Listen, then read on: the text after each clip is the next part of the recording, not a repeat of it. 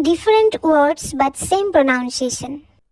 যেতিয়া এটা বস্তু আমাৰ সকলোৰে হয় তেতিয়া আমি ইংলিছত কওঁ দিস ইজ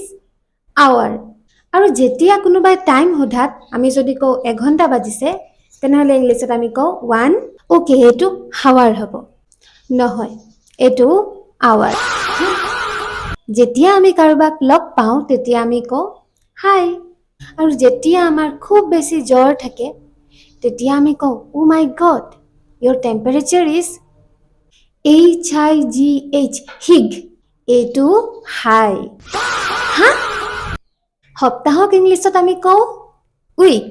আৰু যেতিয়া আমি খুব টায়াৰ্ড হৈ যাওঁ তেতিয়া আমি কওঁ এইটোতো উইকেই হ'ব নহয় এইটো উইকেই হয় अच्छा हाँ? ठीक है कुछ भी समझ गया যেতিয়া আমি এটা কলম নতুন আনো তেতিয়া আমি কওঁ এইটোক নিউ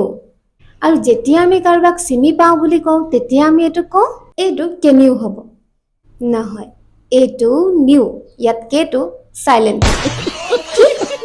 আজিতো মই সাইলেন্ট একো এনসাৰ নিদিওঁ